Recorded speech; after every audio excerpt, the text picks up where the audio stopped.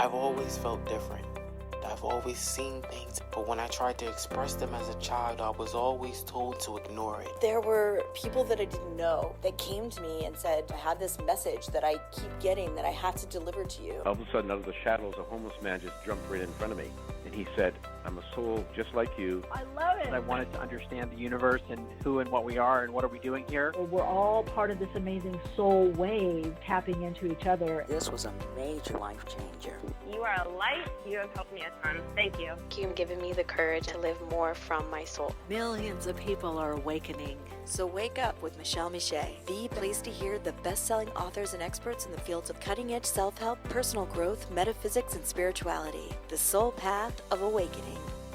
Understand what living awake is. Hello, beautiful souls. Welcome back. And if you're new, welcome to Awakenings with Michele Jude live stream and podcast.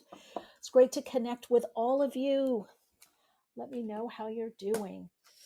All right. If you're new, you can call in. You can ask questions or share your insights or understanding in the live stream in the chat, or you can click on the link, call in for a reading, get questions answered, or just to say hi and let us know how you're doing on the soul path of awakening. All right, let's get kind of settled in here. Today, I feel really blessed to have back with us Jude Currivan. You don't want to miss this. Dr. Jude Currivan, cosmologist, planetary healer, and futurist. I'll go in a little bit more when she gets on the live stream about Jude. She's been on the podcast, when we broadcast live many times before, and she's always a joy. She brings a wealth of insight and information to any conversation, but also a wonderful high heart connecting worldview as well. Hello, hey, look, that's me. Hello, good to see you in the chat. So lots happening as we're at this turning point, and it's interesting because Jude and I are going to be talking about a lot of different things, but the Metacrisis to the Metamorphosis and how we're needing to reframe. And I see so much of what the guides showed me in the visions and predicted that it's coming through. And I thought, what am I going to talk about today? There's so much going on. And there's so many signs also as to what is going on that lead us to look at the signs and symbols. And it's all about the interpretation. And I think Jude will speak to that it's all about how we frame something. And it's going to be increasingly more and more important to frame things or reframe things in a metaphysical yet heartfelt understanding, because there will be things that we're not understanding. And some of you know I like to weave in like what's happening. You know, I look at in the outer culture, what they call the mundane world in spiritualism, and the mundane or quote unquote world. And I find it interesting that these icons, we've had these major deaths. A lot of people have had personal deaths, physical deaths, somebody crossing over, going on the other side in their life, or a great loss, whether a person, a friendship, a job, financial loss. You know, and again, I've talked about this, we're in this 45-9 cycle. So it is a lot about loss and grief. And then you see there's been these people in their lives that have extended out publicly into such a level that they have left a mark, a dent, but they've also signaled a type of understanding or a passage of time, a focus, if you will. And whether it's somebody like, I think Robert Redford passed, crossed over, obviously Ozzy Osbourne, unfortunately that's Charlie Kirk, which just kind of caught me. And he has a organization called Turning Point. Now, I don't look at the particulars of what people are saying. I look at where is the God consciousness, where is the sign, the symbology, not the human construct. And we went into this pivot point, this turning point in July. And a lot of you, whether here on the live stream or, in my Patreon or that work individually with me, were saying, oh my God, I can tell the energy is different. Something's changing. And some people start talking about this energetic pivot point. And you can look at it also astrologically with this Uranus in Gemini, and it's, aspecting this Pluto in Aquarius. We're really moving into this whole air, this modality of mentality and what we perceive and what we create. And I do sense psychically, and the feedback I've gotten from people is that there are a certain group of us that are really awake and aware, and awakening, like, I don't know if any of you in the United States, that commercial back in the day, the person hits their hand to their head and says, oh, I could have had a V8. It's like, oh, I can help. I can create. What I think and do and put out in the world does make a difference. That I feel like it's something is jogging us, because you're going to either go the completely mundane, only focus on the surface appearance, or you're going to have to understand or try to see the hand of God, the metaphysical, consciousness creating. And it's kind of like a painter, or any kind of artist. When you're doing something, I mean, I have friends that are artists, and sometimes I'll look and I'll go, oh, I'm thinking, why'd you put that color there? What's going on with that? But later when they mix it together, I'm like, oh, wow, that's amazing. But in the process, it may not look, you're going to really have to trust the process. You're going to really have to understand your intuition, your own languaging. And that's a lot of what I do on Patreon. I really urge people to go there. There's a free tier and you get information. I even ask questions there. There's an affordable $10, a month tier on up, because it's going to get tricky. And the surface mind, the local mind, the ego mind wants to pull us into certain narratives, or doesn't like the ambiguity. It wants the resolution, because that's what it does. It's the local mind is all about separating out, like this goes in this corner, that goes in this corner, but things are going to be moving around so much that there's going to be a lot of overlay, a lot of bleed through, whether it's multidimensionality, whether it's beliefs or ideas, or you're aligned to a certain group with 99% of things but not 1%. You're going, the narrative coming from the soul is going to be, people are going to have to, if you're getting into the higher consciousness, and you hear me say this all the time, you're going to have to learn to get out of the extremes of polarity and really be that spirit-led, connected to your soul. This morning, coming back from my walk, I was like, I do a meditation, and then a lot of times I'll walk to kind of get hits. The movement opens a channel. And when I start channeling, a lot of heat happens at the crown chakra and above. So I usually have to do quite a bit of movement. And I was like, there's the idea of alignment. And as I reconnected back with the guides, I said, well, what is the example? And they flashed these different, like, earthly examples. Like, one was, if you have a friend, or let's say a boyfriend or girlfriend, you're dating, maybe you're supposed to go somewhere, and they text you, and you set a plan, and somehow maybe they've been traveling, but they really wanted to see you, and they oversleep, and you're thinking, oh my God, they ghosted me, or they don't really care, or they were late, and you're in your head about what it means. I know I have done, sometimes with text, but sometimes with business emails. I think I've emailed people and I'm like, wow, they're not getting back. What's going on? And then later they'll check back in with me and I'm like, oh, I sent da da da da. And then I go, what happened is I hit draft instead of send. And it's like, oh, it's in the draft folder.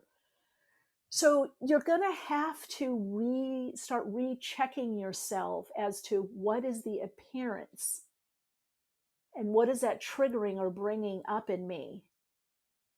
And what is either the reality or the reality unfolding. So one of the things that's happening as we have these, not just timeline collapse and shifting, meaning certain things are just done.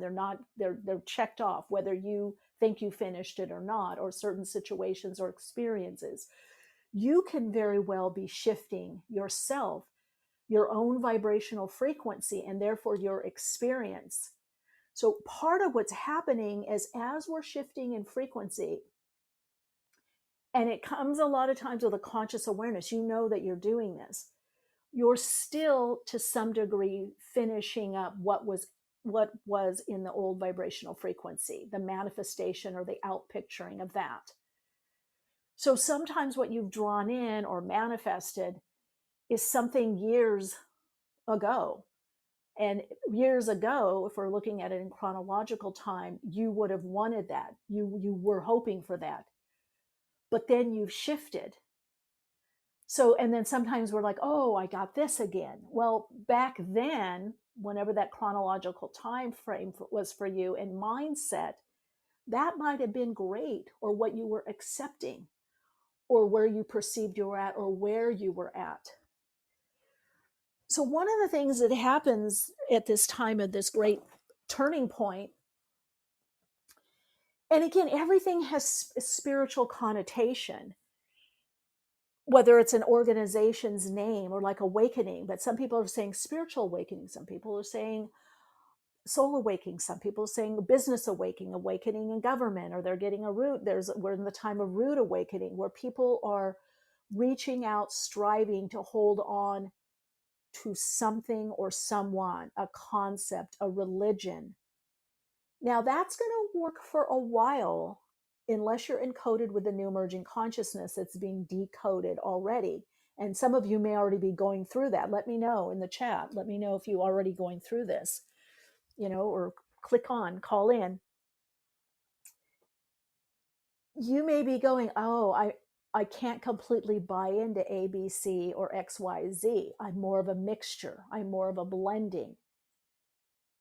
And that's because your time is coming. Your time is coming. Oops. Let's see. We had allow call in. Go ahead and call in. So we're in the becoming. Rich, go ahead and call in. You're in the time of the becoming. Not what was, that's leaving. You are becoming. And so your time is not yet here. It's forming, and you're helping to form it. Hi, Rich. Welcome. Hi. Hi. Yeah, my name is Rich. Hi, Rich. Welcome. Welcome to the stream. Thank you. Yeah, did you have a question or something you wanted to share? Yeah, I just joined now, and then I missed out on some of the conversation that was going on, so I just called in to have a brief about what we were doing. Oh, okay. Well, just go ahead and listen. I'm just sharing some insight, some information that I have received, and just my take on things. And then we have a guest that's going to be coming on. Dr. Jude Currivan will be on, joining us in a little bit from the UK. She's a cosmologist, planetary healer, futurist. She does a lot of things. She's also an astrologer and metaphysician. So, yeah, you're welcome to stick around and listen. Yeah, unless you have a question. Okay, I'm okay. Yeah, okay, great. Welcome. Thank you. Ciao. Okay, perfect. Okay. Yeah, so yeah, if you have any questions, guys, anybody, hey, look, it's me. Hi. Who is this? Hi there. So, how this reframing, if you can process or be in whatever you're experiencing or going through. Now, it even shows in the astrology, and those of you that listened to or watched, by the way, one of them is on Rumble. I did put up one of the videos. I have to find the other two because I got, as you all know, or some of you know, the videos got pulled down from YouTube with predictions and my visions, because a lot of it had to do with the pandemic and government. And these were done in 2017. Well, the information was channeled in 2017. So some of that is on Rumble. I'm looking for the other, because apparently if YouTube disappears your video when you get the misinformation, which turned out to be right information, they just delete the video. They don't give you a chance to download it. So I'm having to go through years ago content to see where that was. And one of them, by the way, was unlisted. But anyway, that's another topic. So what starts to happen in the harmonizing phase, the universe, all of us are striving for more harmony, whether it's individually in our life, whether you want to call that peace of mind, where you want to call that a sense of inner stability, outer stability, meaning and purpose, all of that has a harmonizing principle. And so the universe is the same. So a lot of what you're going to see right now, again, as I keep underscoring, is the extremes of these polarities. This pulling apart where you're feeling you have to make a decision. I would say right now, try not to go in one direction or the other. Try to connect into the third way or third wave, that third vibrational wave. And I know I've been channeling about that since early 2000s. Some people have sent me links to Dolores Cannon.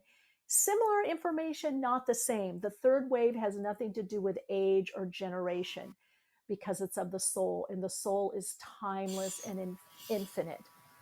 So it has nothing to do with generations. It's more about consciousness.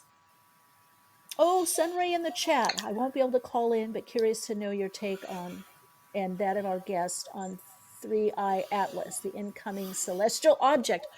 I will ask. And in fact, we do have Jude with us. So I want to share a bit of background on Jude. Dr. Jude Currivan is joining us now. I'm going to give a little bit of a background. I definitely suggest you get her links, her books, do a deep dive. Cosmologist, planetary healer, futurist, former business. Whoops, we got a lot of stuff going on in the background.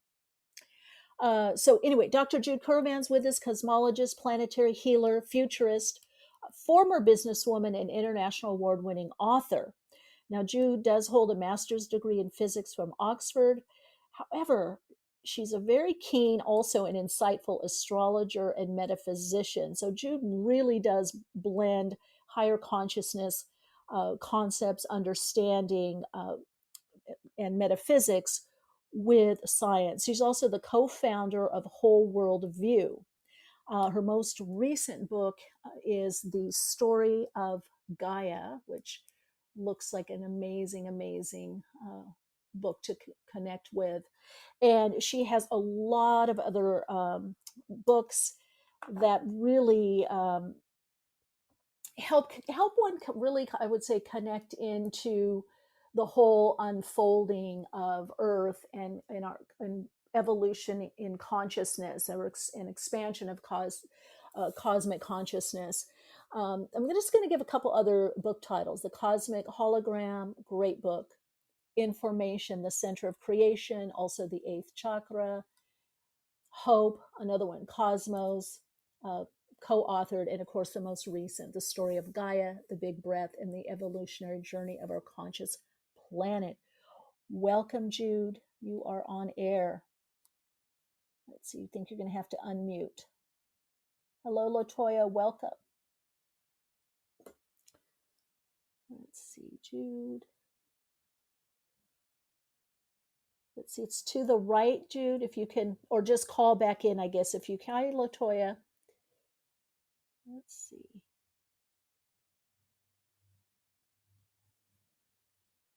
Let's see, call in.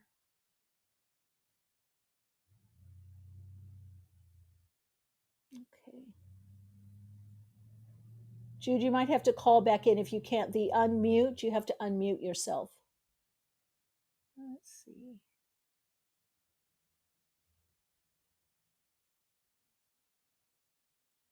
Go ahead and call back in. Okay, I'll disconnect. Oh, there she goes. Okay. Okay, she's going to call back in. I need Sunray here to tell us how to unmute, or our previous caller that called in. Anyway, June will be calling us back in. I think she's calling in from the UK. She will log back in, and I want to talk to her also a little bit about the language or the lens, similar to astrology or as science. Oh, there we go. Hello, Jude. Welcome. Hi, Michelle. Jude. Can you hear me now? I can. Oh my gosh, it's so great to connect with you and hear your voice. Oh, bless you. Thank you for that. The technology was flummoxing me. So I know it's we took a hiatus and then we came back on this platform just for live stream. It's a bit different, and then the podcast still goes out to all the podcast platforms. But yeah, it is something to get. The first time I was on, I was like, "What? How do you do that?" I was asking the people in the chat. They're like, "Oh, Michelle, it's easy. It's easy. This is great."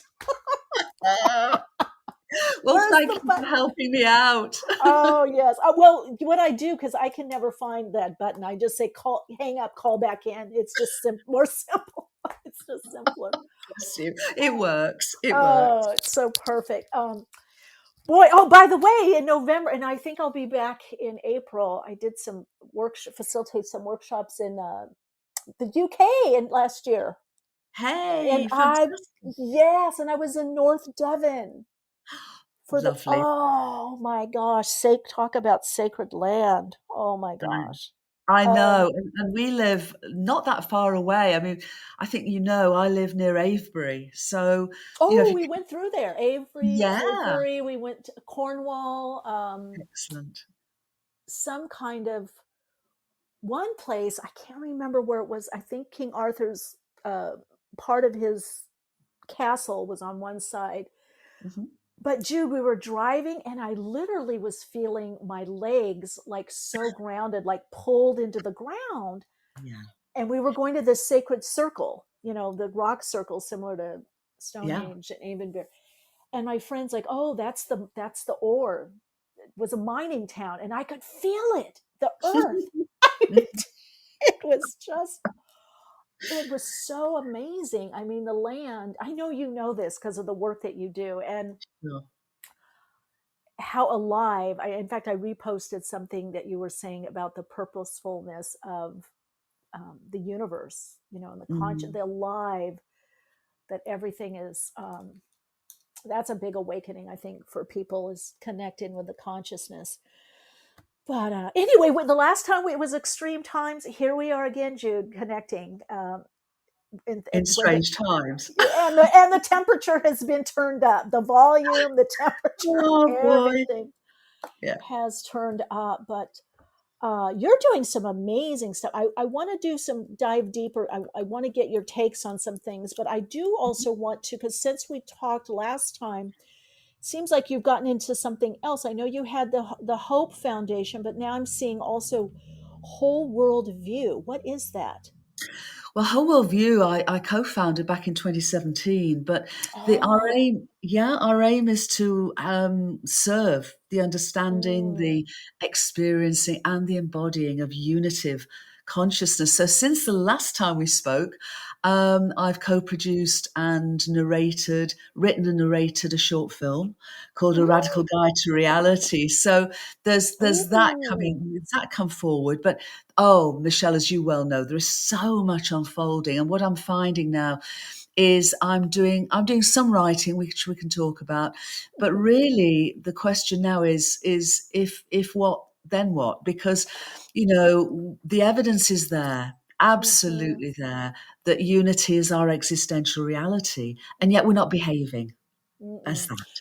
So a lot of my work now very much is almost not out in the public. I do a lot of stuff publicly, but I do a lot more, behind the scenes, working with leaders who really are getting this, who are beginning to understand this.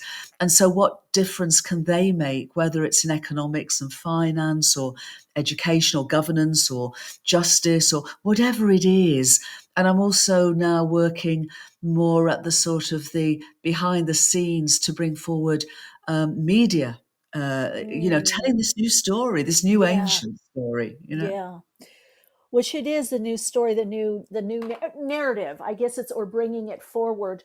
Mhm. It's interesting. I had this conversation with a woman yesterday who had been on my podcast, and I was going to be on hers. So we did a little meeting, and she comes from, I'm seeing all these people, and it's different than 10, 15 years ago, Mm, that are awakening in corporations, institutions, mm. government, which is what's needed. So I'm so um, inspired, not just happy and glad, but inspired that what you're doing behind the scenes, because the message I got from the guides is it's going to be new structures. Some of it's Yeah, going to be within, obviously, reform sure. and right, Sure. but you have to have the leadership, the people that know how to do the organizations or corporations or companies, um, also gathering to either reform the system or organization or Totally. create new ones, right? Totally agree. And I think if we talk about the astrology for a moment, I mean, my sense is that with the conjunction of Saturn and Neptune, Mm. we're shaking the basis of which we thought we understood reality. But with Saturn there, that's with Neptune, but with Saturn there, it's helping us to say yes to new structures, to the Yeah. dissolution of the old, and Mm. then the reformation, which is why. Thank you so much, because Shadja said, "What would you like to have as a theme this time?" And I said, "I'd love us to explore reframing what we often Mm. call at the moment our metacrisis to a metamorphosis, because I think everything in what we're going through and also the astrology is suggesting that yes, we're in major turbulent times and turmoil and breaking down, and it seems to me that we have the potential and the opportunity to break through. And that's what a metamorphosis is about. Mm. Yeah, it happens at the same time, right? A breaking Yeah, down and a coming together or building. Well, it does. if you look at any system, I always look at like remodeling or build a house. You don't demolish everything, and even if No. people do, the foundation remains. So I think that's a fear that people have, is this cataclysmic. Um, but it's really, we've got the bones. Saturn is there, but Saturn is calling for some kind of Mhm. reformation, or new structure coming in. Yeah, yeah. And grounding that healthily. I've been doing some, have you ever done any constellation work? Yes, I love it. Oh, I I love it. Yes. Hmm. Great. Well, as you may know, and some of the folks on the call may know, it began as a way of perceiving and then resolving dysfunctional family relationships. So, Hmm. family constellations, where the individuals there represent certain members of their family. But over the last 20+ years, it's evolved so that it sort of widened the remit. So beyond families, a lot of work now is done organisationally, to sort of Mm. understand what may be the sort of, the dysfunctions that, which are a lot, in organizations, and how they can be resolved and heal and move forward. So what I've been involved in the last few years is beyond that even. So what's called systemic constellations, which are really looking to um, work with the consciousness of the field to Mm. gain insights into certain aspects of our collective psyche, our collective behaviors. And I've been doing those in what's called a blind way. In other words, the folks actually taking part in the constellation and representing aspects of the exploration, other than the facilitator, Mm. don't know what they're representing. Oh, that's fascinating. It's absolutely extraordinary. Wow. Yeah, because it's sometimes if you know you're representing something, whether it's in a play or a constellation or whatever it may be, your consciousness sort of gets involved with that Yep. representation. Yeah. But Yep. if you don't know what you're representing, you're literally a clear channel for what the field is seeking to bring forward. And so we've been doing some incredible collective blind constellations. And over the last couple of years, I got the guidance about 18 months ago that it will be helpful to involve and include the archetypes of the astrological archetypes. Yeah. Wow. And what we found has been extraordinary, because what it's been showing is that the astrological archetypes themselves are evolving. Yes, I would agree. Absolutely. They have to. Well, yeah, The exactly. language. Yeah. Exactly. They're part of our literally our solar family wide collective sentience. But it is amazing when you're working on that blind level, and the field, the sentience of the whole field is revealing this to you. So Jude, in essence, if I hear you right, and kind of getting a visual, that you're opening up to the field and letting that all that resonates to within that archetypal imagery come through, Mm-hmm. and Yeah, then that person responds to that instead of their perception of what. exactly. Wow, that's powerful. And then what you do partway through the constellation, so you have this sort of relational dance, as it were. And because people it's working blind, people don't know what they're representing at that point. So they are a clear conduit, their bodies are clear, they're responding from their bodily, bodily reactions to what's flowing through. And then there's a reveal. And in the reveal is who they or what they have been representing. And the insights are just remarkable. So we've been looking, for example, at the transformation of the economic system. What does sacred activism mean? What is the potential for the integration of yin and yang throughout this evolutionary journey of ours? And we've been looking, and we didn't even ask the question, but the field revealed this evolutionary embodiment of the astrological archetypes. And it's really interesting for us, because one of the key points was the evolutionary role of Saturn. Because Saturn, as we know, has generally been identified as the grounder, the manifester, the structurer. Yeah. In the constellation, he took on an evolutionary role in service to all life. So he's also the master of time. So what he was bringing forward, or what he is bringing forward, is the perfection of the timing of the evolutionary potential.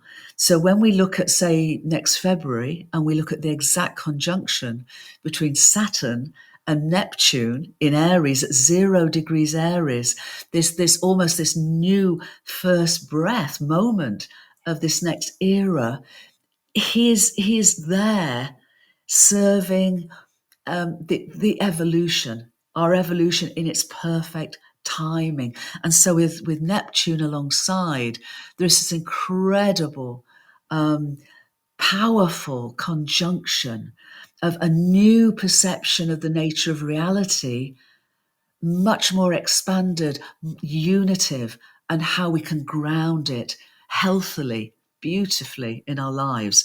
So that is really, I'm finding, very hopeful and exciting.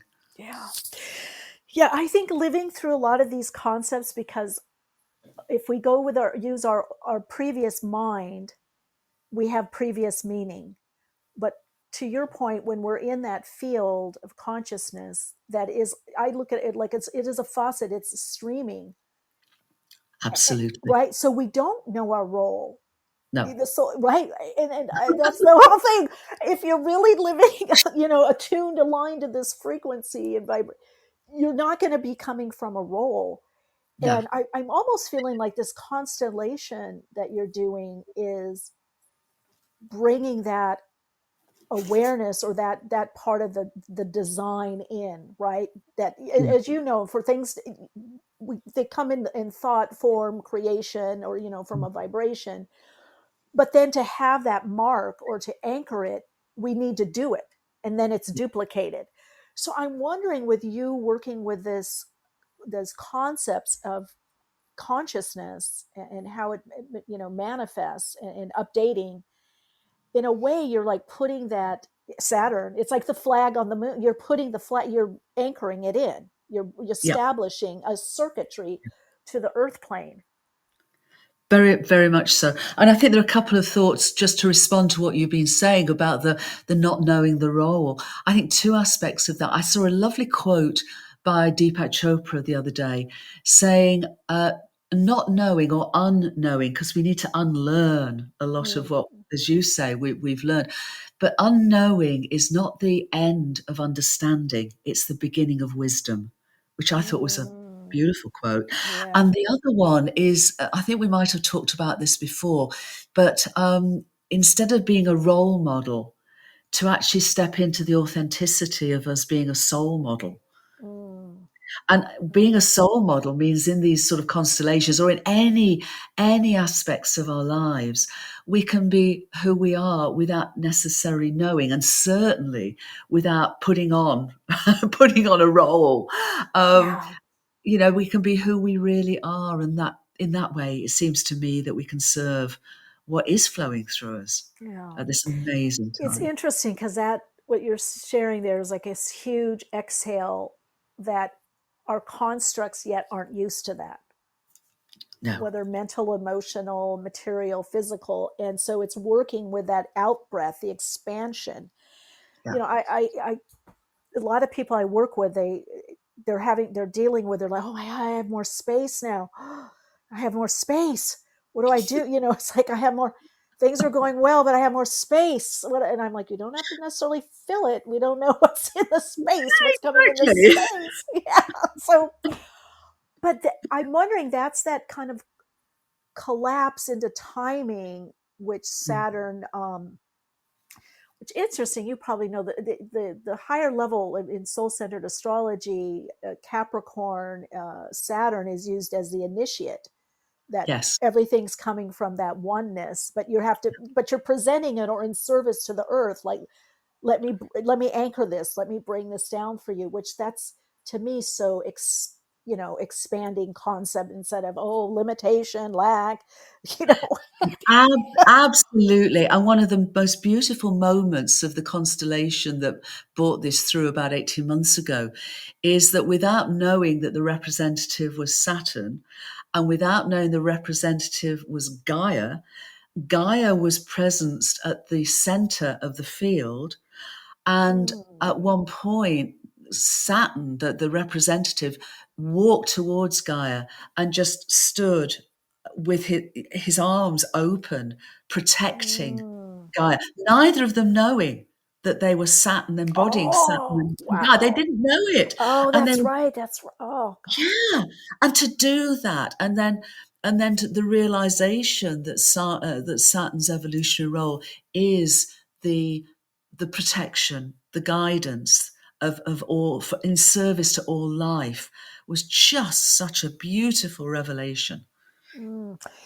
Now, Jude, what do you think and feel the implications are for this, the ripple effect, or what are you seeing, or what's kind of because I kind of feel like it's like an energetic healing. I mean, it's kind of like an energy work, healing, Reiki, you're affecting the field with this reimagining, reframing, I would think. Yeah, that's my sense as well. I mean, there's a book coming out relatively soon, I'm not sure exactly when, from a beautiful publisher called Light on Light. And it's on group consciousness.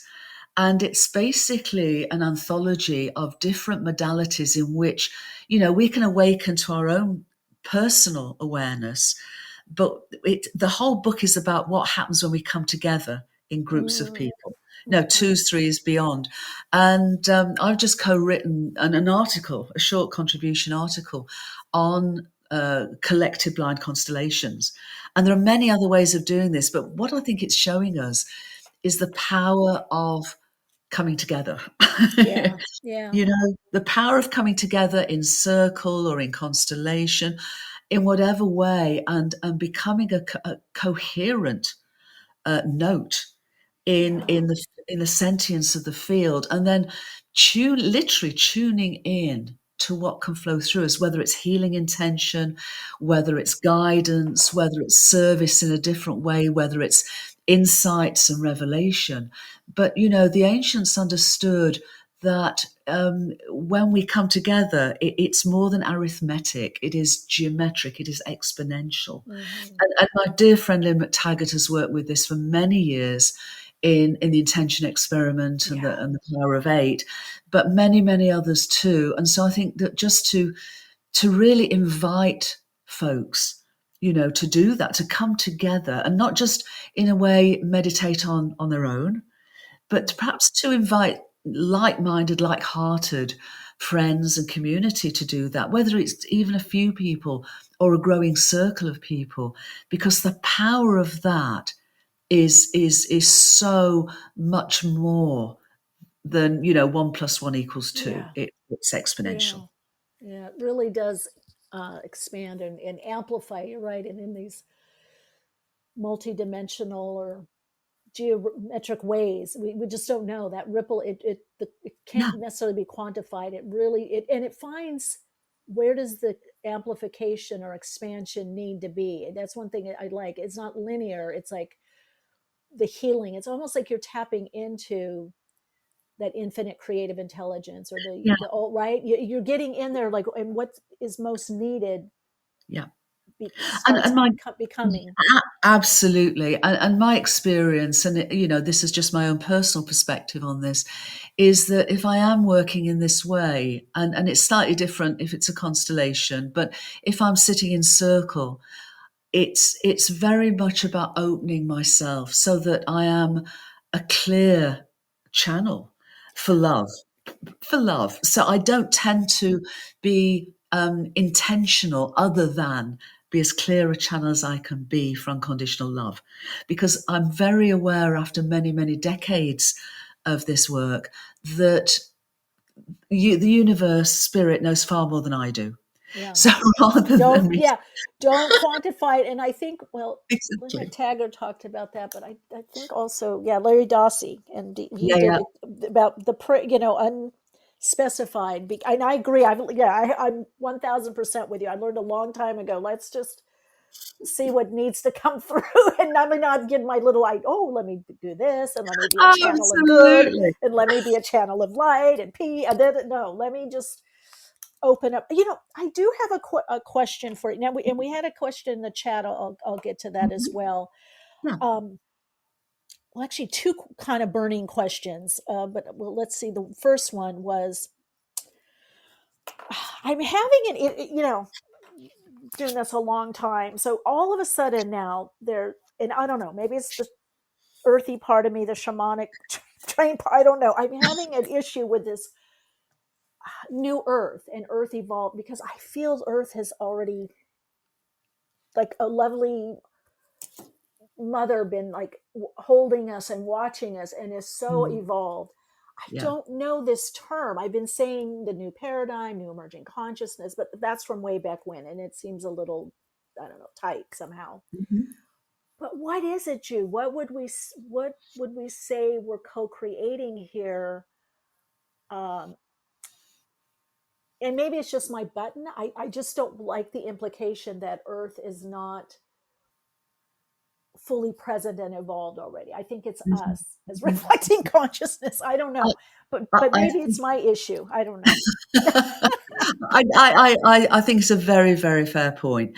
My sense is that, as a cosmologist, for 13.8 billion years, our entire universe has not only meaningfully existed, but purposefully evolved. And that evolutionary impulse and flow is happening in every moment. Okay. So, and as we go through that 13.8 billion year story, there have been times when that evolutionary flow has been quite modest, quite gentle, and there have been others when it's been in full tide. Yeah. And I would suggest that this is one of those times where the evolutionary impulse of our universe is flowing through us, but not just us as human beings, but our planetary home and our whole solar family and our whole galactic family. And so in that regard, I think for us... You could Sorry? call it new. Are you saying then we could call it a new Earth? I mean, I know it's everything I is wouldn't evolving. say New Us, Earth. No, I no, I wouldn't wouldn't. use that Okay, good. Okay, terminology. like I wouldn't use okay, that terminology. yeah. And I would also say that Gaia herself is evolving. Mm-hmm. And as our solar family, there have been quite a few gatherings over the last couple of years that have been talking about a new solar reality. In other words, with Mm-hmm. our sun, our sol as a sentient center of our solar system, also sort of going through their own evolutionary progress. Um, I and like that distinction, though. I think that's yeah, important. That it's a system, a new yeah, system, a new evolution, a new yeah. narrative, a new focus. I like that. Yeah, and for us, as you know so well, for me, it's about us remembering who we really are. In other words, Mm-hmm. that we aren't separate from each other and our beloved planetary home and our entire universe. That we are inseparable, and yet we are each unique microcosms of this vast sentience of our multidimensional universe. And so for me, this is about us literally awakening. And it's interesting that Deepak's new book is called Awakening. But it is a time of awakening and remembering, in my perspective. And when Mm-hmm. we do that, and when we're able to also come together to heal the traumas of that journey of separation without blame or shame, Mm-hmm. then we can take our next evolutionary steps. And a friend of mine, Michael Lindfield, talks about us becoming Gaians. In other words, Mm. really entering into a profound relationship of consciousness and co-evolutionary partnership with our planetary home Gaia. Um, so that's my sense of it. It's not about new this or new that or old this, but it is an emergent process and an Mm-hmm. evolutionary progress that we're part of. Yeah, yeah. I like that. No, you've helped me because every time I hear that, I have little bristles that come up in the back of my neck. And I'm like, the earth is, it's evolving, but the implication is Yeah. that it's been stunted. It's our Oh gosh, cause. It yeah, hasn't yeah. evolved. It's new. We're bringing this new way. And I'm like, no, it's been here. We're awakening that it's been here. We're awakening to the Totally, collectively. totally agree. I totally agree. For heaven's sake, Yeah, our beloved Gaia is vastly more than yeah, each of us. But anyway, but what I love is this remembering that we are Gaians. yeah, She gave yeah. birth to us, and we came into incarnation um, to walk this human walk on our beloved Mm, planetary home. So to remember and enter into a much more profound relationship with her, which of course Indigenous communities yeah, have. yeah. It's our Western mindset that's sort of taken as a scenic route away from Yeah, that. yeah. And I think too, by what you're saying, so much of this, it doesn't mean a lot of us haven't been living this. It's bringing it No. into the mainstream world, Yeah. mainstream consciousness, the Yeah. systems, the organizations, so that we live in that. And part of my understanding too, and you were talking about it with the unity, the love, that's the ascension. We've devolved into that separate idea of separation so Yeah. much Yeah. that now we're coming together with that sense of individuation. But I feel like the coming together is so important. Oh, wholeheartedly agree. And I think it's really important what you just said about individuation, because there's two parts of that perhaps I can respond to.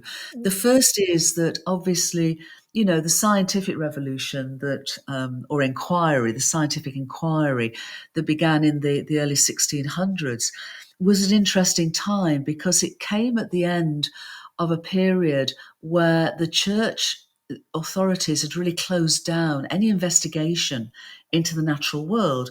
And so the way that people looked around them and saw the natural world was becoming more and more based on superstition. And mm, so there are a few folks, including Francis Bacon and others, and before him, Copernicus and others, who really felt that, if we really opened our eyes, we could see patterns in the world and we were able to investigate those and find out more about, the world around us. And that became the scientific method. But the problem was, because the church authorities refused to let that inquiry extend into the realms of spirituality, it became a very physical, very material inquiry and investigation, and a lot was discovered. But by the mid-19th century, so much had been discovered, but it really was of a mechanistic universe, of objects, of things. And the technologies, though, that came from that drove the Industrial Revolution. Yes. So that mindset was embodied not just in the technologies of the Industrial Revolution, but everything that came from that. So in the Industrial Revolution, Sleep, all of it. education, sleep, we've been Exactly. programmed. Yes. Exactly. All of it. Everything from economics and governance to education and healthcare. Everything was based on this mechanistic worldview.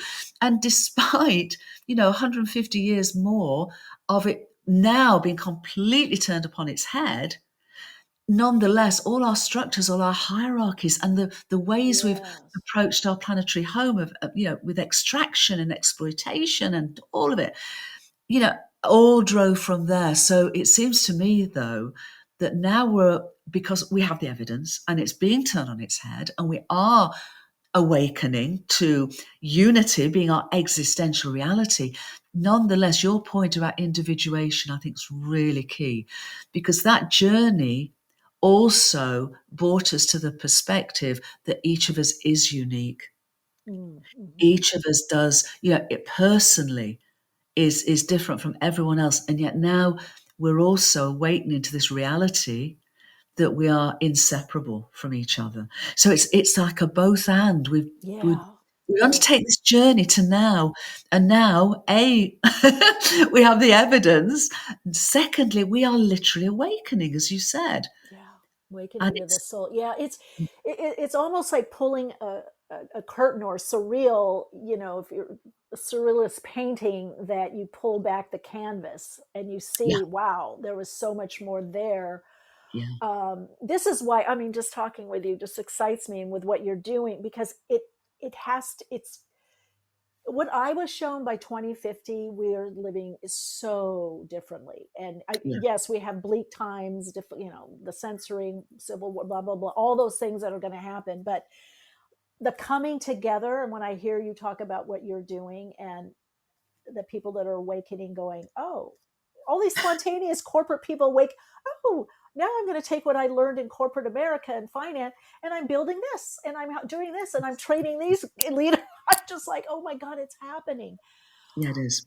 It really is. And I'll give you a couple of examples. I was in Iceland earlier in the year as a participant in a wonderful gathering called the Spirit of Humanity Forum.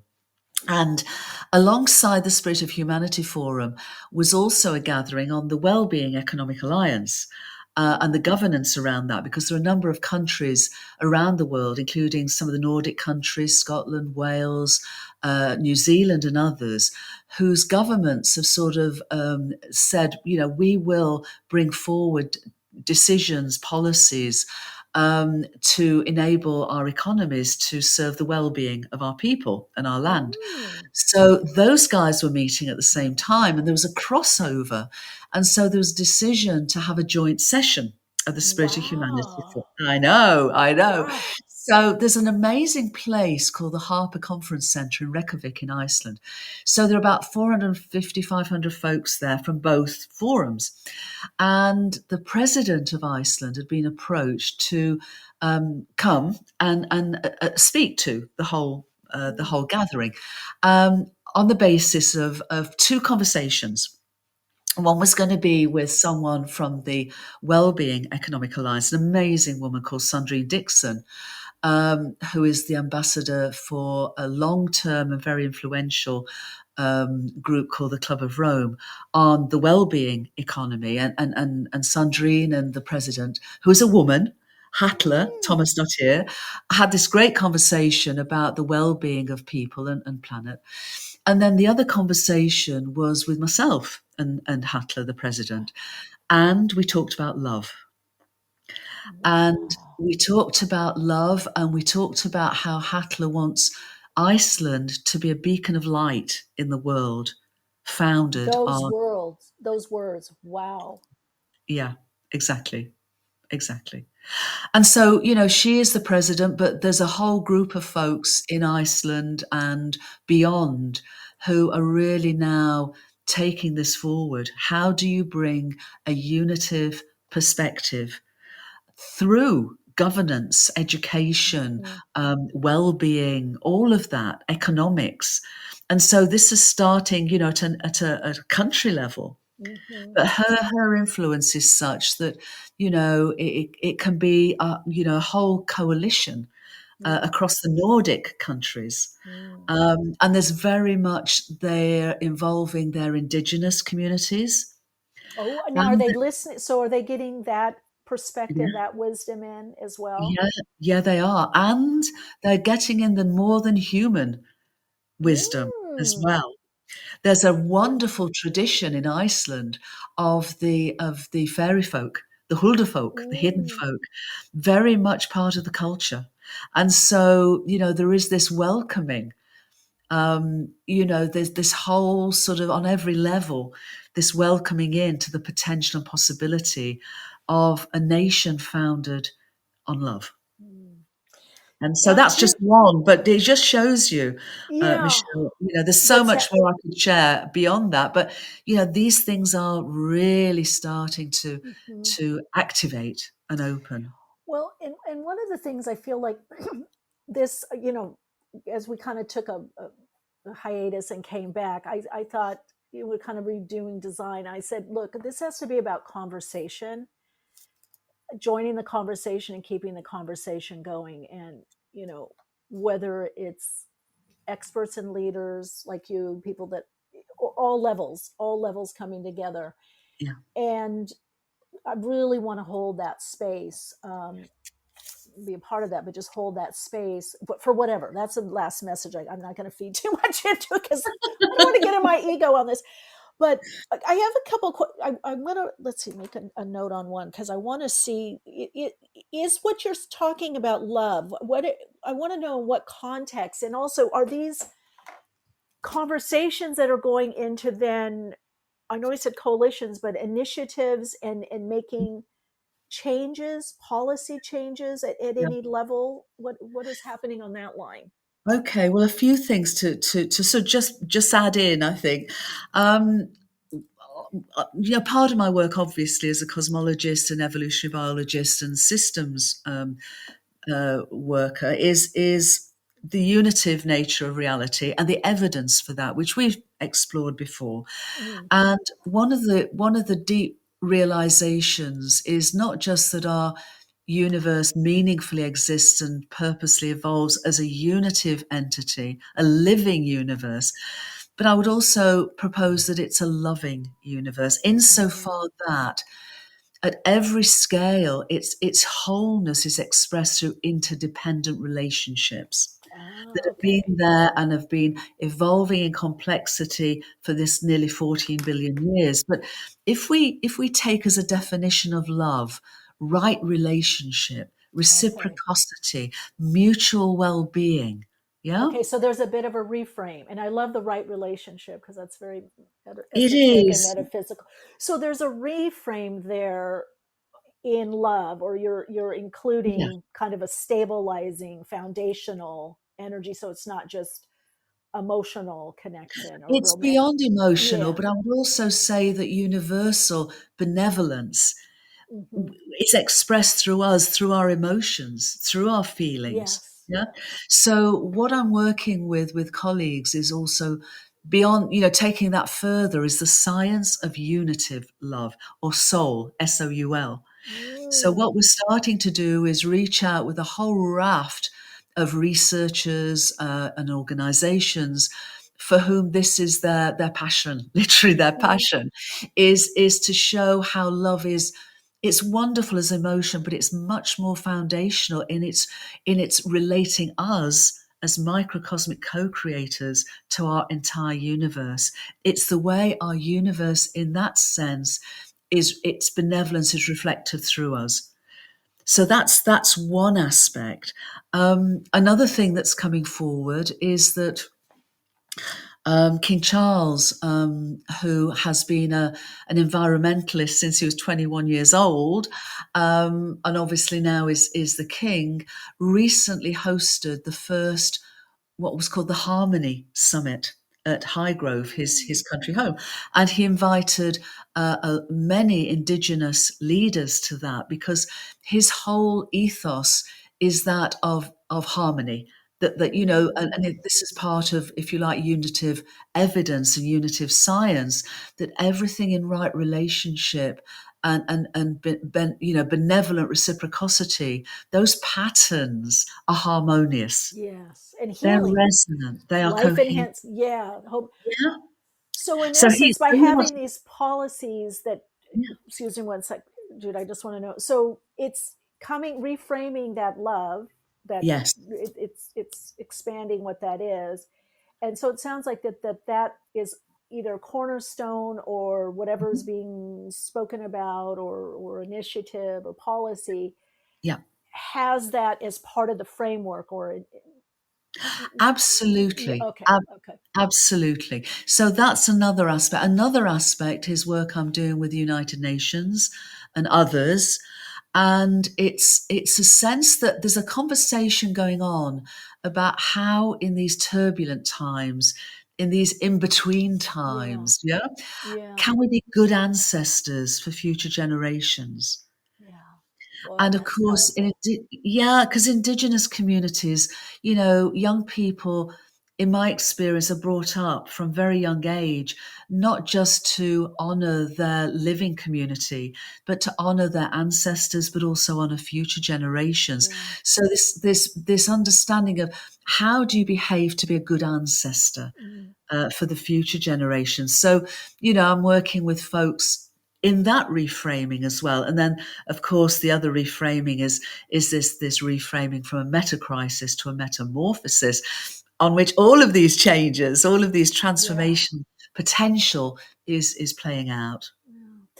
Boy, I'm so glad we're talking, because this to me is the language, the story, the blueprint, the map, the to-do list, if you will. However, there's so many ways to look at it. Yeah. Well, because again, when we stay stuck in the polarization or extremes of the polarity, there's a lot on what is ending, and Yes. the Yeah. crisis, Yeah. but Yeah. not moving from the into the choice point of the crisis into, as you're saying, the metamorphosis, the reframe. Yeah. Like, we are the pioneers that are, we landed on the island, the boat, the boat might, you might have to make a canoe. The boat might be, have a hole in it, but you also have the land to explore, going. Yeah, exactly. So I'm wondering more ways, well, definitely conversations like this. I feel like there's a gap. There are certain people that are getting this type of information, but the broad base, I'll be honest, is not. Yeah. Because so it has to trickle into the medium range and lower, those just awaken, because the ones that are just kind of looking around, having some thoughts and feelings, or perceiving their awakening, or perceiving that everything's chaos and ending, they're not getting that. And the middle range is absolutely 5,000% not getting that at all, that perspective at all. I agree, and I think things are happening, but I think one of the issues at the moment, or I'm not going to say it's an issue actually, one of the emergent threads at the moment is how the media can be invited to share this new story, this emergent story. Yeah. Mm-hmm. And so I'm working with a whole group of media folks at the moment. As I say, a year ago, I co-produced and wrote and narrated a short film that we say is for young people and truth seekers of all ages, and it's called A Radical Guide to Reality. And we put it up on YouTube, free to watch, free to share, free to use, and we put a whole sort of educational wraparound for it on WholeWorld-View. And we also had it translated into 20 subtitled languages from Arabic to Ukrainian. And Michelle, the beauty of all of it was that, we all did it pro bono. I didn't take a penny. None of the translators took a penny. We got a grant, and the grant is on the screen with the beauty of the film. But what was so wonderful is that, for example, the person who did the Ukrainian translation, none of the translations are from the YouTube algorithm. They're all by natural speakers of that language and who understand what they're saying. But one of the beautiful stories is that the person who did the Ukrainian translation is a teacher who is based in Kyiv. And she did the translation because she thought this message of a radical guide to reality was so important for her students. So it's basically, we're sharing it as widely as possible, but it's also a seed point to a much bigger, expansion that we're in talks, very early talks, with some potentially massive media opportunities to share the message. And I'm working with a lot of media folks who are really wanting to come together in a coalition of folks who want to tell a positive story. Yeah. Who want Well, I'm there if you need anything.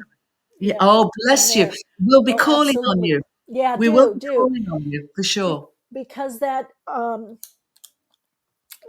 kind of, with my guides and tuning into my higher self,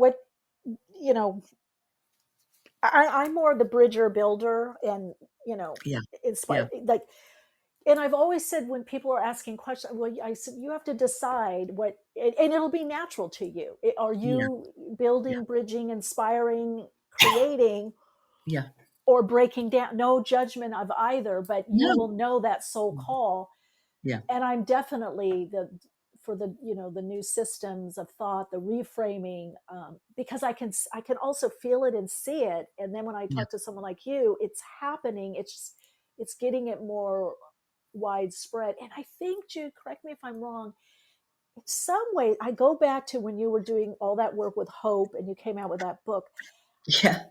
I love that. In fact, I had one time a guest came on and I was talking about hope and they said, oh, don't think of hope because, you may not do anything. I said, no, when I have hope, after I've been in despair, the hope gives me the oomph to do what I need to do. I'm not saying hope and just sit on the sofa and do nothing. I said, but hope, I think, is very powerful. And I feel like in this reframing that you're talking about and understanding that it is this metacrisis, we're in this metamorphosis, and it's a metacrisis, but it's moving into some kind of metamorphosis.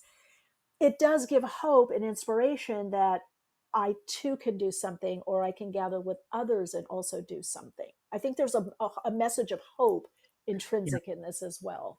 Very much so. Very much so. And when a caterpillar goes into a cocoon and breaks down and dissolves into this nutrient soup, as you say, at the same time, what's called the imaginal cells of the potential butterfly start to form.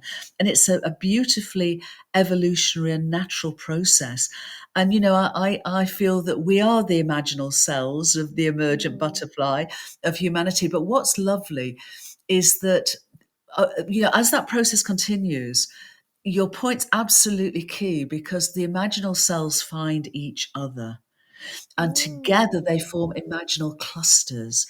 And those imaginal clusters start to form the new, the legs and the wings and the body, and crucially, the new eyes, because a butterfly sees the world through completely different eyes than the caterpillar. It literally sees the world in a new way, in a much more abundant, gloriously colored way.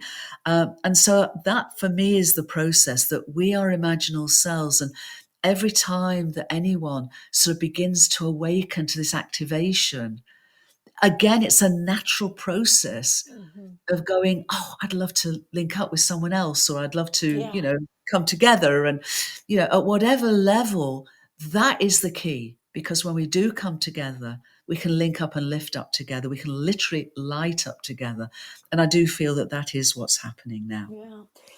Now, due to your constellation work and also your work in physics, do you feel this is also happening on the, I don't know, maybe that's chicken and egg, on the quantum level, and then we're responding to that? Yeah, I would say even beneath the quantum level, because what the emergent evidence is showing us, as I write about in both, the cosmic hologram and the story of Gaia, is that the energy, matter, and space-time appearance of our universe, while they're real, they are not its deeper nature. And so that appearance emerges from deeper realms of non-physical causation and cosmic intelligence. So underlying all complex systems, whether they're an ecosystem or the internet or our collective consciousness, are what's called attractor patterns of meaningful information. So, for example, whatever level, as it were, or whatever, I'll say vibration, because I suspect that a lot of folks listening to us will perceive it in these terms, but whatever the vibrational level of our collective consciousness is, that will be what emerges into the world of appearance. And so if our collective consciousness is still fragmented to some degree or more, then we will continue to behave in this fragmented way. But the whole journey of evolution and evolutionary emergence is that that vibrational level, as the old breaks down, because it can no longer sustain itself, then the evolutionary process begins to create in consciousness a new. Automatically, right? Yeah, it's natural. It's Yeah, part of the it's natural natural. evolutionary process. So what I would suggest is that as the old, which is no longer sustainable, is breaking down, and as our collective awareness is continuing to awaken, that potential attractor of our conscious evolution is becoming more and more and more empowered to then more and more manifest itself in the world through different choices and different behaviors and different ways of being and doing. So that is the evolutionary process that I think we're all part of. And that is the metamorphosis. Wow. Okay. So one thing I'm getting from this very clearly, for one thing, that's love, that life enhancing, what is Yeah, right action. So as we are shifting, whatever's dissolving is reforming, yeah. reforming, aggregating. It's what's very interesting. It's, from what you're saying, it's naturally drawing us in that direction of love, of right action. It actually, it's the old form or the conditioning, the old patterning or overlays of that wounding, such as that, that kind of thing, that pulls us back. Because what I'm seeing from you is that it's more organic and natural to go into the reformation. It's, Yeah, yeah. that's It the life is. enhancing. Yeah, it is. And two things to sort of add to that point, which I wholeheartedly agree with, is in a sort of the caterpillar to the butterfly. The caterpillar, as it breaks down, its immune system actually fights the emergent butterfly. But it actually, what that does is it strengthens the emergent butterfly, it strengthens the immune system of the emergent butterfly. And so, that there is that natural aspect of it. And I would say it's an invitation. It's an invitation of the evolutionary impulse of our universe that is calling us forward. But it's still, Michele, it's still our choice. This is so important, because as individuated microcosmic co-creators of our universe, it is our choice. Do we choose love and leap forward, or do we choose fear and fall back? And that is where we're at. And one of the final thing perhaps to mention in this is, I mentioned the attractor basins, as it were, that underlie, the appearance in our manifest universe. There's something in evolutionary process called flickering. And when the old attractor pattern is no longer sustainable and falling away, and the emergent attractor pattern is crystallizing, as it were, there is a flickering. In other words, there's a jump from the old to the emergent new, but then it falls back again. And then it goes forward, it falls back again. And every time that happens, that flickering, if that emergent potential, as it gains strength, as it were, as it gains coherence, then more and more of that old can more gently fall away. And that leap to the new is facilitated. But it can be a very bumpy road. You know, that flickering can be gentle and easy, or it can be very turbulent. And there is no guarantee. So that's why our personal choices and our coming together in collective heart-centered choices are so vital. Yeah. It's almost like we're in this, witnessing it, we're doing it, but it's also done to us, and it's a natural, right, organic process of that fighting, but then it builds that stronger, as you're saying, immune system, or that resiliency. Yeah. To retain that, I guess, the inner form, you know, Yeah. that inner connection. Absolutely. And I would say that, you know, we have such support for this process. Yeah, my sense is the whole universe is rooting for us. Yeah. And all the multidimensional realms and guidance that's available to us is just rooting for us. You know, it's like we're on the field of the game, and we've got the sort of folks around in many dimensions and realms, and they're go team, go. Yeah, you can do it. You can do it. Oh. Now, underneath the idea or kind of concept of this reframing, I was thinking about, because you're really bridging the consciousness and science. A lot of people say that's what you're doing, that's what we're doing, but I'm wondering, Jude, is that so true, or is science also a lens or language, or is it something more? Like, I look at astrology, like lenses or languages to define something. Or is that not quite accurate also? What would you say science is, and what is its role in where we are in this evolutionary process and reframing?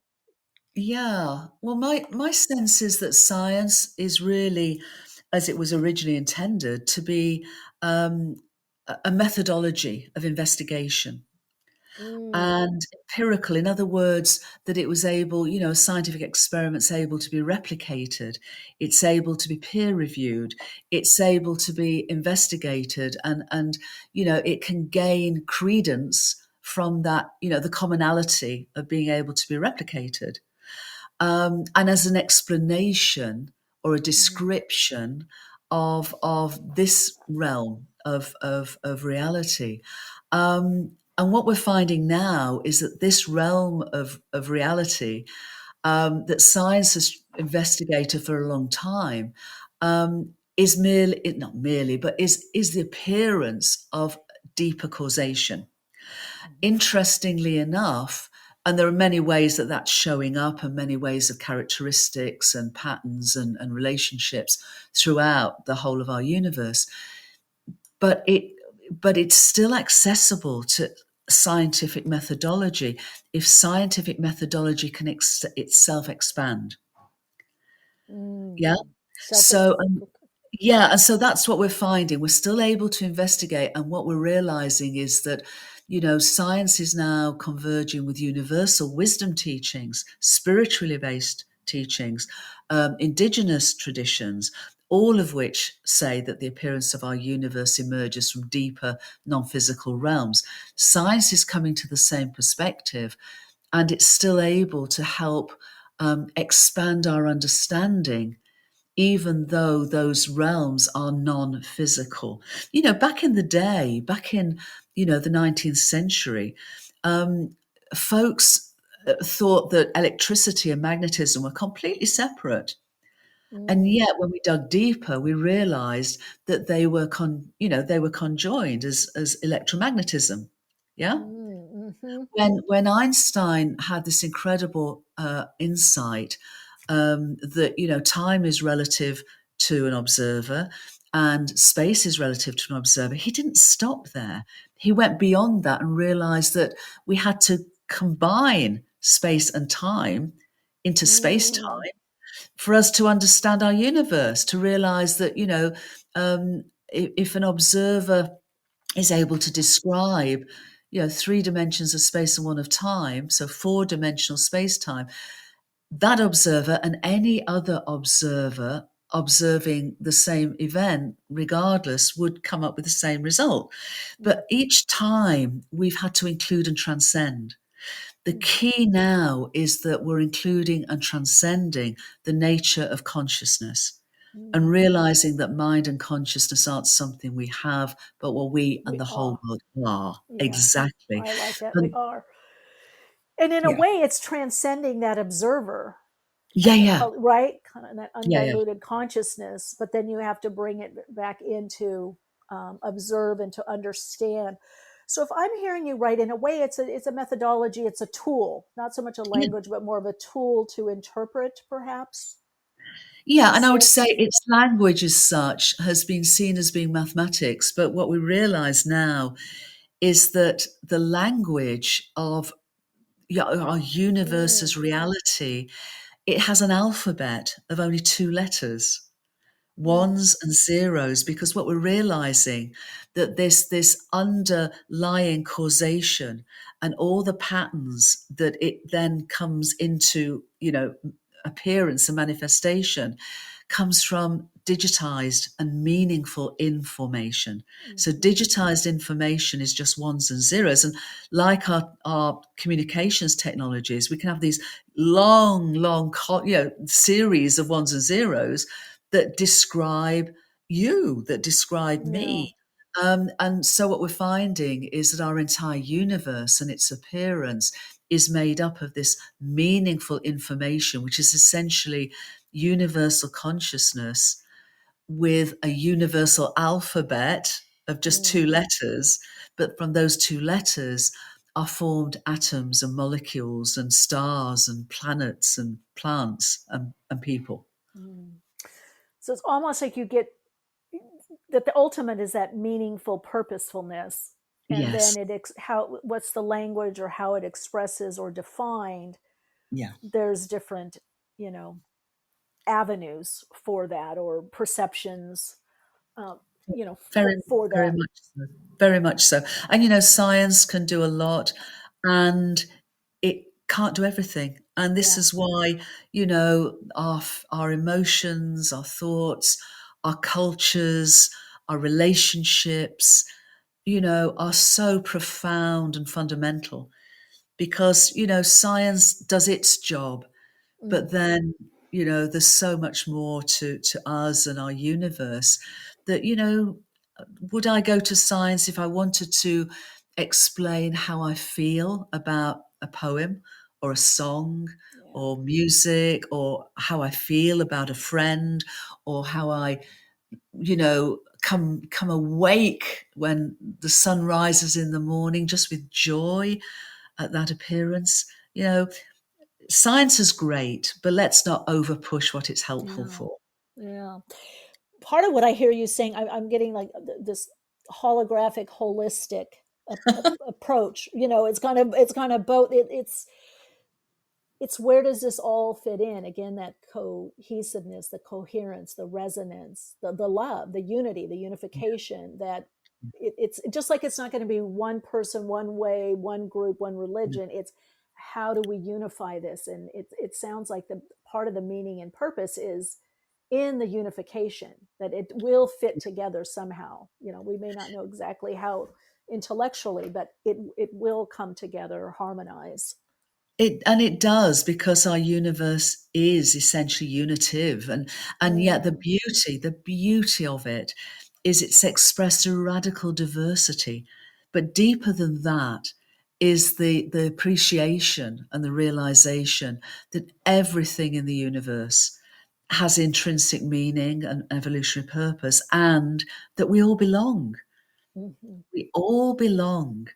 And finding our belonging with each other and coming together, that is the metamorphosis. Yeah, that's a whole other. We could dive really into that.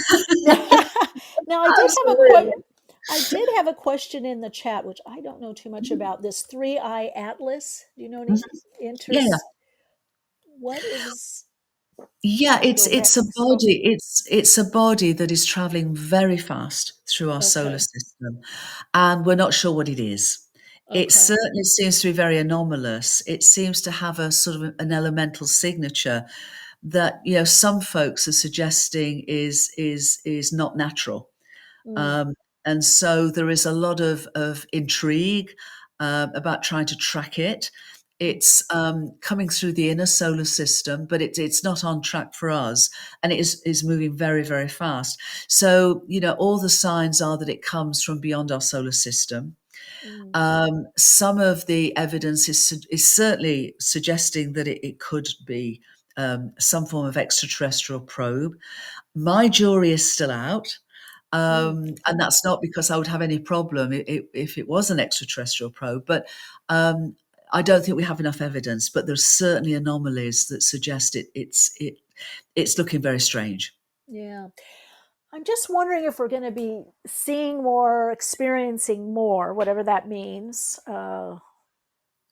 whether interstellar or other Oh, dimensional, because we are more, we're expanding more, yeah, yeah. in that frequency zone that we may be just also witnessing more. All of that, I would agree with you. All of that. I mean, many years ago, I can't remember if we'd spoken about it, but I received a sort of clairaudiently that a time would come, and I do feel it's now. That, you know, when I say now, not this moment, but these few years, when we would come to remember our extraterrestrial, Yeah. our intraterrestrial, and our human heritage. And I feel that all of those are really key for how then we can stand on our authentic sense of self to consciously evolve. Yeah. Really goes back to that, a lot of that, the remembering Hmm. what is Yeah, already there. Um, Jude, just in closing, I want to touch back on so the film, A Radical Guide to Reality, that is on YouTube, you said? Or it that's is. also okay. Yeah, it's on. It's also, we've got a Wait, section on wholeworld-view.org called A okay. Radical Guide to Reality too, and that's where the educational wraparound is. And there's a link from there to the YouTube. And then if someone wants to go to YouTube and they go onto the closed captions and then onto the subtitled options, they can scroll down from Arabic to Ukrainian, and choose the subtitle that fits them best. Okay. So where would we start with our listeners here Hmm.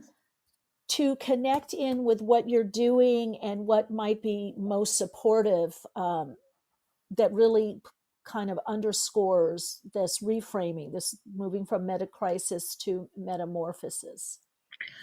Well, that's very kind of you and of our listeners as well. I think the easiest thing is to go to www.wholeworld-view.org and explore. And we do have a free quarterly newsletter so that we share a lot of what's unfolding. A lot of it is, to be honest, not public as Hmm. yet. Yes, yeah. But I hope and trust that over the next, months and year or so, a lot more will do. But we'll keep folks updated and involved.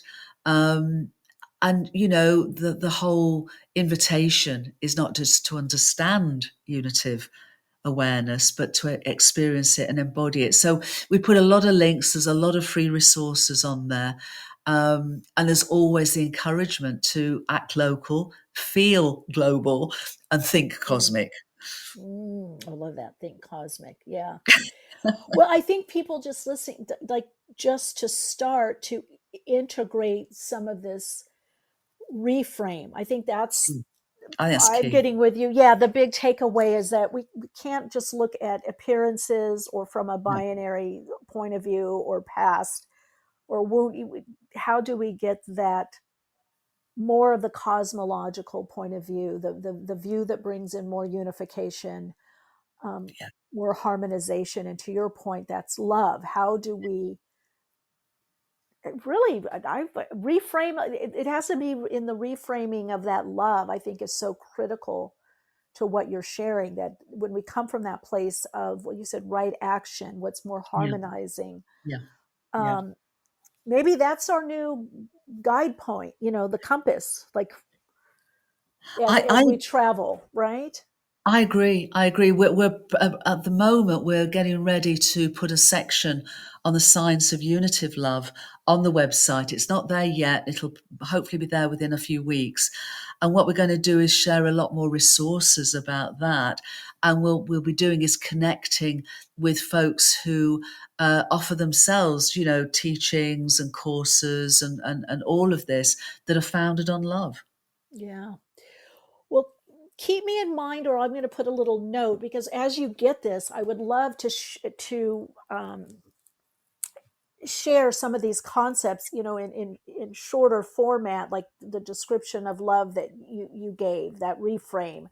I think bits of that going out Hmm. will really assist people and help, that use this as a guidepost, Be you know. delighted to. Yeah, be Yeah. delighted to.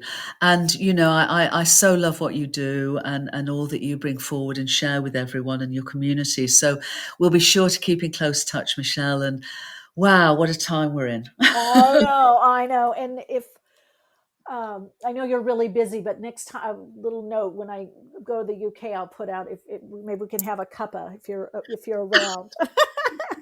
I would love that. Only, Yeah. only if we also have a biscuit. We've got to have a Oh, biscuit. of course, and probably two. Oh, Jude, Excellent. this has been great. Thank you so much for, taking time out of your busy Yes. schedule to share this. You've given us so much information, insight, and digestible kind of packets of awareness and understanding. So I really, really do appreciate you coming back. We missed you, so it's great to reconnect. Oh, bless you. Thank and bless you, Michele. And lots of love to you and your community. And be in touch again soon. Yes, definitely. Take good Look care. forward to that. And you All right. too. Thank Bye you. for now. Bye bye. All right, Radiant Soul Lights. So much great information. I would really re-listen to this. I love when Jude comes on. We tend to connect. She's been on the podcast quite a bit, along with Lynn McTaggart, Larry Dawsey. Well, the list goes on, but similar people. But I love getting this information out, because to me, this is key, because that's also what I hear so much from people. What do I do? And I'm like, listen, you guys, I talk about this. Please join me on my Patreon. This information is not getting out there widespread, because so many people are still in the polarization, or it's going to come from this group or this religion or this yoga, this spirituality. And there's a lot of fear and fighting.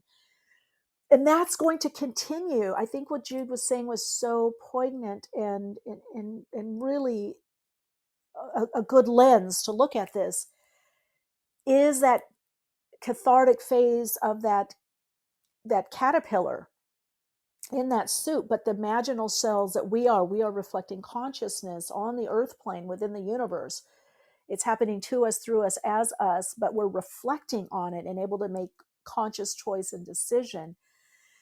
So to know that as things are breaking down, simultaneously they're building up. And I feel that by what I've seen and the reflections that I've received from people, what trips people up is they're focused on one or the other. They're focused, a lot of focus is on the breaking down and the fear of what people term as chaos. But that's what happens in that cocoon. The chaos is the breaking down, the building up. It's the prima materia that we say in alchemy. It's the stuff that everything is made of. It's consciousness, and we're to take that consciousness, that awareness, the insights, the inspirations, the healing, whatever it is, and create with that. So I do feel that if people can get more of that narrative, that yes, a lot is breaking down, there's a lot pulling apart, because we're in the conflict or harmony through conflict. social conflict, civil war conflict, governmental, environment, the conflict is pulling apart. But at the same time, no matter how extreme things get, and I've talked about how extreme they're going to get with various forms of censorship, all of that. I don't want to spend too much time on that, but I'm going to be posting more of that so it's more readily available. And the only reason I do that, it's not to say, oh, I predicted this, my visions came true, blah, blah, blah, what I received from spirit or the oversouls and the guide. No, it's not for that. It's to, like a lot of my clients, oh, you said this was going to happen. So you're just aware, oh, yes, this is going to happen, but you don't get pulled off track. I think that's the biggest message from the guides, is that resiliency, that you don't lose the structure of your soul, your individuality, the integrity to your spiritual connection and soul attunement and soul alignment, that you use that inner compass, that inner being. But it is a bit like if you know that you're going through a certain part on a hike and maybe it's very overgrown and it's kind of treacherous, but you have your map. You will get through it. We will get through it together. So it's kind of time to ask, are you a builder and a bridger? Can you see, and I'm not saying we don't deal with the fear or what's going on the extreme levels and how they're playing out, but to be able to use your intuition, your insight, your awareness, your body, your connection to Gaia, your connection to other beings, to animal beings, that you start reading the signs, the symbols, the messages from your soul self, your higher self, from God, the universe, the earth, all that is, the living universe, the living earth, to see the signs of the coming together, the unification, the love, the building. Because that's where your soul naturally wants to go. That's the organic process, even though, as Jude was saying, our immune system will fight it. And that's the ego. But that in that fight, and literally our immune system, it's scary. Just like in that, cocoon before the butterfly emerges, the strength comes, the resilience comes, not in an outer fight. It's in the process. It's in the organic process and all that means and does. That's the fight. And we may know what it is. We may just feel it. It may be just individual. It may be individual and collective. We may be part of the collective. It may be a small group, maybe be within our family or our ancestral understanding. But it's in that fight that there's the resiliency. And fight is just intention, counter intention. Something old is receding, something new is coming in. It's organic. So this to me says, as much as we can get out of our head on this, out of trying to intellectualize it and being in the organic process, then we're able to be more in this evolutionary process consciously, willingly, lovingly, in a way that honors us and other people, even if we don't agree with them or understand their approach, knowing they're part of the plan, they're on their individual divine path. And that brings us into that state of reframing what's going on, that we're in this meta crisis. It's meta, it's not just individual. There's a other dimensional, there's an aspect that's beyond the individual, but includes the individual, that we are in this meta crisis. Crisis also meaning choice point, turning point, choice. So we move from the meta crisis, or we use the meta crisis as the metamorphosis, but it's happening organically. I love that Jude was saying that. Big reframe. Anyway, our guest was Dr. Jude Currivan, cosmologist, planetary healer, futurist, international award-winning author. She holds a master's degree in physics from Oxford, and she's also an astrologer as well, and a metaphysician, as well as a physicist. And if you want to check her out, go to WholeWorld-View. I believe it's wholeworld-view.org or judecurrivan.com. All right, keep me posted, please. Thank you so much. Latoya, good to see you. Good to hang out. Jude was back. I just so loved our conversation. I'm going to definitely re-listen. So much keen awareness and insight. Thank you all for being here. Please do me a favor, share the show, like, subscribe, all of that, but share. I'd love for some of these concepts. We get really, really good guests here. We have, reimagining and reframing of what is going on. And so if you feel a resonance, love to have you be a part of this community, this conversation, this way of connecting and sharing. Love to hear from you. Love, follow me on, Insta, the socials, YouTube. I have a couple channels there, The Awakenings, the Michele Jude podcast, Soul Insights Tarot. Come say hi on Patreon. You can join for free. But also, most importantly, use your voice. I'd love to hear from you, your questions, your thoughts. What are you doing in your life? What do you want assistance, help with, clarification? What helps you? What do you see? What do you feel? I'd love to know more about you. I'd love for you to join this conversation and keep the conversation going. And if that's something that you resonate with and inspires you, then come on, join the conversation. All right, Radiant Soul Light. Latoya, love you too. Appreciate you too. Have a great, great day. Everyone, please join in the conversation. Keep the conversation going. Share it. Share your insights, your understanding, and most importantly, share your light. I'm getting woke and staying woke. Awakenings broadcast every Wednesday, 12 p.m. Pacific Time. Archive shows available on iTunes. For continued awakened conversations and insights, join the Awakenings group on Facebook. And check out Michele's blog at soulplayground.com. And keep awake.